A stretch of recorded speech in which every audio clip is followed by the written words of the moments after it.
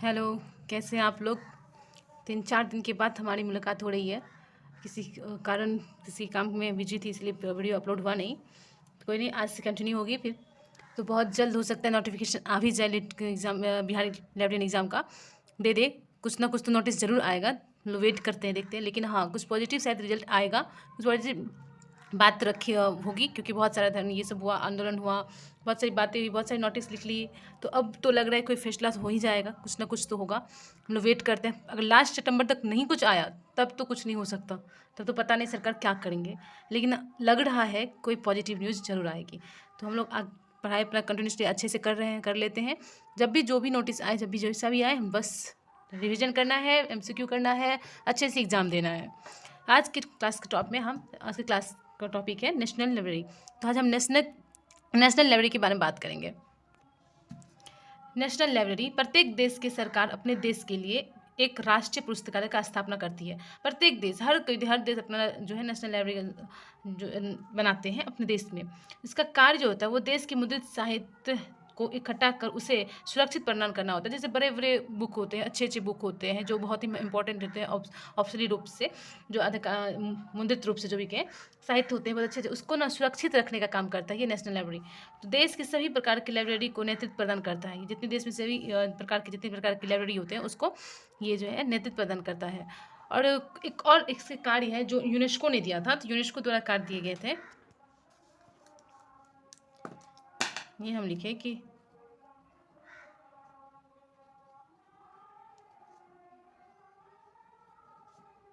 UNESCO द्वारा जो 1970 में इसमें और कार्य जोड़ दिए गए थे,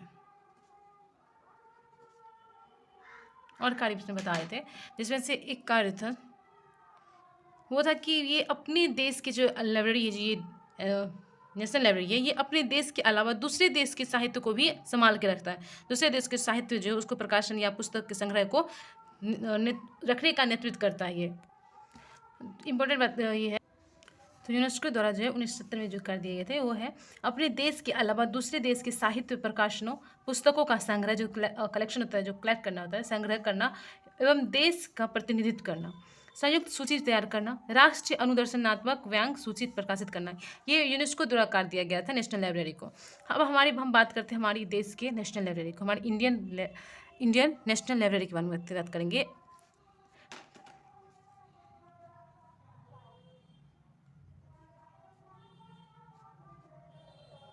इंडियन नेशनल लाइब्रेरी, इसको शॉर्ट में कहते हैं NLI, national library of India. इसकी बात करते हैं हम। इसका स्थापना कैसे हुआ? पहले जो हमारी ये भारतीय नेशनल लाइब्रेरी नाम है, पहले इसका ये नाम नहीं था। पहले इसका कलकत्ता पब्लिक लाइब्रेरी नाम था।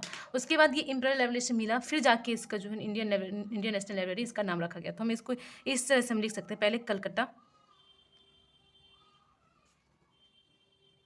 पब्लिक लाइब्रेरी प्लस इसमें इंपीरियल लाइब्रेरी को जोड़ देंगे, हम इंपीरियल को जोड़ देते हैं। इंपीरियल लाइब्रेरी को जोड़ दिए, तब जाके ये बना हमारा भारतीय राष्ट्रीय लाइब्रेरी, इंडियन नेशनल। ये इंपीरियल लाइब्रेरी को जोड़ा गया था। इंपीरियल लाइब्रेरी का अधिनियम था ये 1948 के तहत इसको जोड़ दिया गया था। उस टाइम इस बात से ये नेशनल लाइब्रेरी ऑफ कहला गया, Indian national library of India, Indian national library कहलाया गया। पहले हम इंपीरियल लाइब्रेरी को जानते हैं कि इंपीरियल लाइब्रेरी क्या है। उसके बाद कलकत्ता लाइब्रेरी से इसको मिला दिया गया, तब इंडियन नेशनल लाइब्रेरी बनाना। तो पहले हम इंपीरियल लाइब्रेरी को जानते हैं।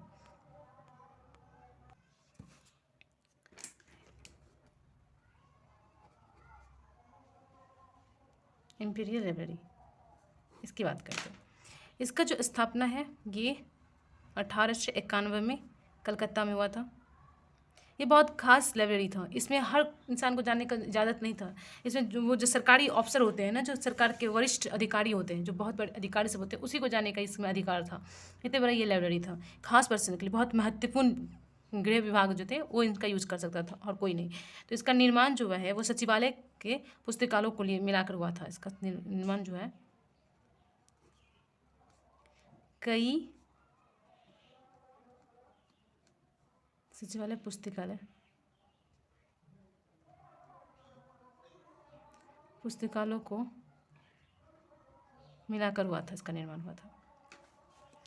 इसमें एक पॉइंट और है, निर्माण जो है कई सचिवालय कार्यों को मिलाकर हुआ है और इसमें east India company college, fort William और लंदन के ईस्ट इंडिया बोर्ड की किताबें भी थी इसमें। ये बहुत ही इंपॉर्टेंट हो जाता है क्योंकि उस टाइम के जब हमारी 90s के टाइम पे फोर्ट विलियम जो और लंदन की ईस्ट इंडिया कंपनी जो उसके बोर्ड की किताबें रखना इंपॉर्टेंट बात हो जाती है। और इसका यूज के बारे में बात करें, आप लोग स्क्रीन शॉट लेना है तो आप लोग ले सकते हैं।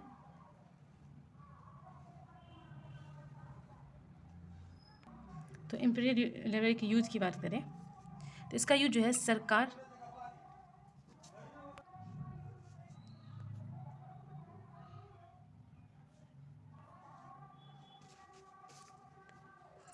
के वरिष्ठ अधिकारी जो है इसका यूज करता था।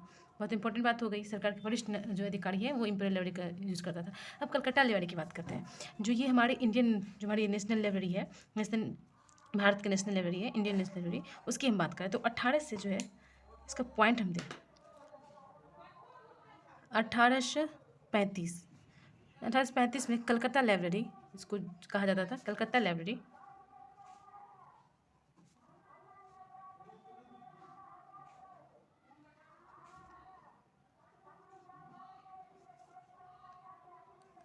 कलकत्ता लाइब्रेरी था 1935 में, कलकत्ता पब्लिक लाइब्रेरी सो 1935 में कलकत्ता लाइब्रेरी 1935 तक जो है कलकत्ता पब्लिक लाइब्रेरी ही इसे कहा जाता था।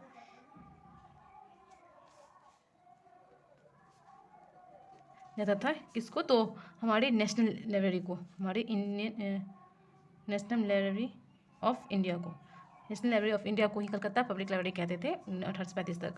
उसके बाद जो लॉर्ड कर्जन थे, जो हमारे लॉर्ड कर्जन है, वो क्या किए वो अधिनियम 1948 के तहत ये 1899 में ही 1899 में लॉर्ड कर्जन बहुत इंपॉर्टेंट टॉपिक होता है, इसे हिस्ट्री में भी क्वेश्चन पूछा जाता है, अच्छे एग्जाम में भी, PPSC में भी इनका क्वेश्चन आती है। लॉर्ड कर्जन ने इंपीरियल लाइब्रेरी में जो है ये किसको, तो कलकत्ता पब्लिक लाइब्रेरी को मिला दिया, इसको प्लस दे देते हैं यहाँ पे, समझिए कि इसको मिला दिया किसे, इंपीरियल लाइब्रेरी में। उसके बाद 1899 में मिला दिया। उसके बाद ये मिलाने के बाद क्या बन गया, न्यू इंपीरियल लाइब्रेरी बन गया ये। इसी न्यू इंपीरियल लाइब्रेरी को, इसी न्यू इंपीरियल लाइब्रेरी को ही अधिनियम जो है अधिनियम बना था 1948 के तहत उसको न्यू इंपीरियल लाइब्रेरी को तब उस टाइम से ही national library, Indian national library कहा गया, भारतीय राष्ट्रीय पुस्तकालय कहा गया।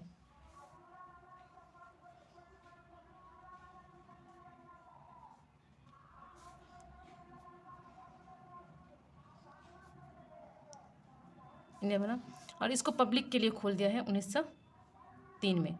1903 में ना, ये 1899 में लॉर्ड कर्जन ने इसको तो मिला दिया और new imperial library of India बन गया। लेकिन 1903 में जो ये पब्लिक, ये क्वेश्चन बहुत इंपॉर्टेंट है, बहुत सारे एग्जाम में पूछा गया, लाइब्रेरियन एग्जाम में।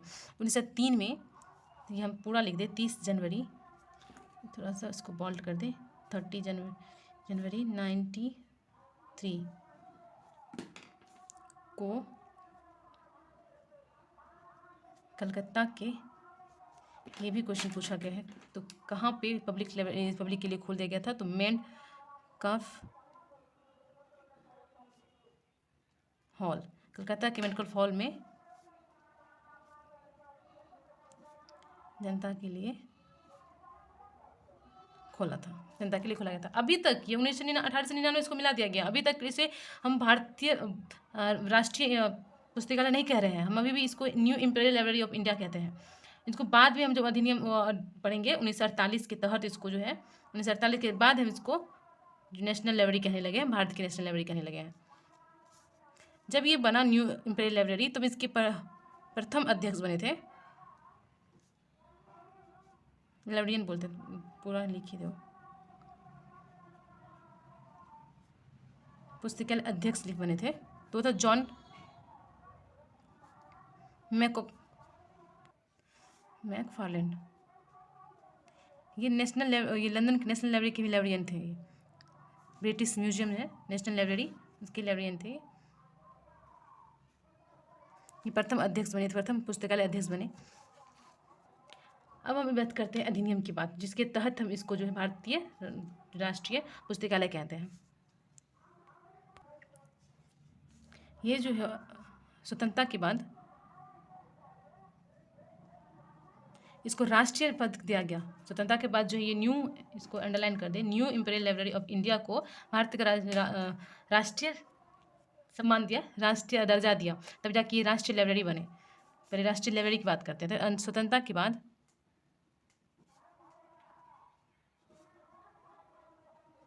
भारत सरकार,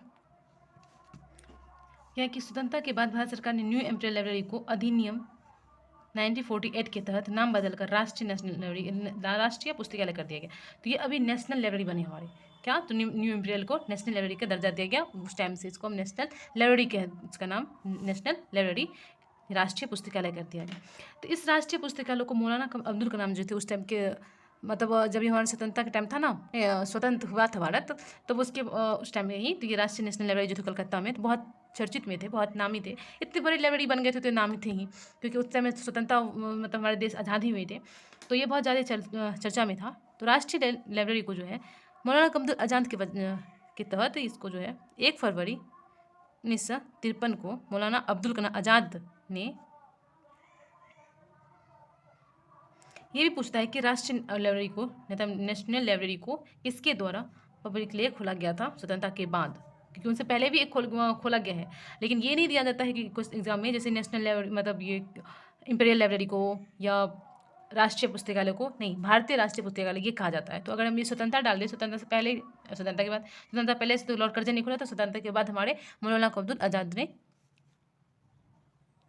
अबुल कलाम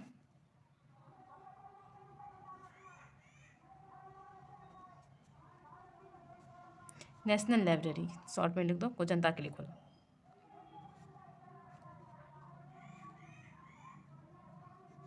जनता के लिए खोला। लास्ट में इसका मेन पॉइंट आता है कि अब जब हमारे ये राष्ट्रीय इसको दर्जा मिल गया, राष्ट्रीय पुस्तकालय बन गए, तो अब हमारे ये इसको जरूरी है कि हमारी भारत का इसका नाम दिया जाए, कि नेशनल ये लाइब्रेरी जो है, ये नेशनल लाइब्रेरी, उसको हम अपना भारत का नाम दें, तब जाके ये हमारे कहलाएंगे कि इंडियन नेशनल लाइब्रेरी, भारतीय राष्ट्रीय पुस्तकालय। ये जो है 1976 में धारा 18 के तहत जो है इस राष्ट्रीय पुस्तकालय को हम भारतीय राष्ट्रीय पुस्तकालय कर दिए।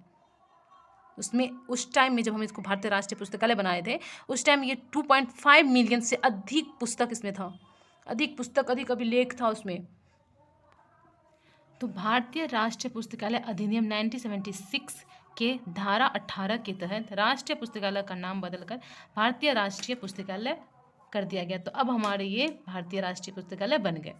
तो ये हमारे नाम बदलते गए, तो लास्ट में ये 1976 में जो है भारतीय राष्ट्रीय पुस्तकालय बन गए। उस टाइम जब बने थे ना, तो 2.5 मिलियन से भी अधिक बुक था यहाँ पे, अधिक बुक्स या अभिलेख की बात करें, डॉक्यूमेंट सब बहुत था, अभिलेखों है।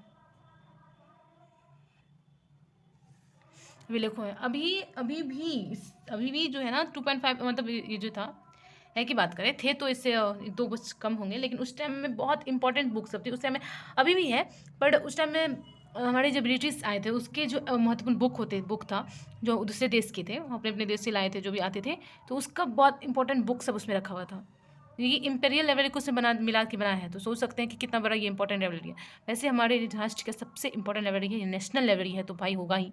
इसमें हर एक चीज़ मिल जाती है, हर एक बुक, हर एक डॉक्यूमेंट, हर एक जितना भी कुछ अगर ढूंढना हो तो हर एक चीज़ मिल जाती है। ये डिपॉजिटरी लाइब्रेरी है, इसमें कोई भी अगर पूरा देश में जहाँ भी कोई बुक प्रकाशित करता है, तो कोई प्रकाशन जो है अपनी बुक प्रकाशित करेगा, तो 4 बुक पहले प्रकाश होता है, तो 4 बुक पहले पब्लिश होता है, तो उस 4 बुक में से एक बुक नेशनल लाइब्रेरी में सबसे पहले भेजा जाता है, बिना पैसा, बिना कुछ के, फ्री में। वो बुक का पहला बुक जो है पहले यहाँ पे आएगा, नेशनल लाइब्रेरी में ही आएगा। तो आज में हम नेशनल लाइब्रेरी ख़त्म किए, एंड हो गया यहाँ पे। आप लोग स्क्रीनशॉट लेना चाह रहे हो तो ले सकते हो। Thank you, please like and subscribe, thank you. और हाँ, बहुत जल्द हम आप लोगों को यूनिट 1 कंप्लीट हो चुका है, तो यूनिट 1 का टेस्ट लेंगे, तो आप लोग रेडी रहिएगा, पूरा तैयारी कीजिए, अच्छे से मन लगा के पढ़ाई कीजिए, जितना भी रिवाइज कीजिए, तो यूनिट 1 से टेस्ट ले लेंगे। Thank you.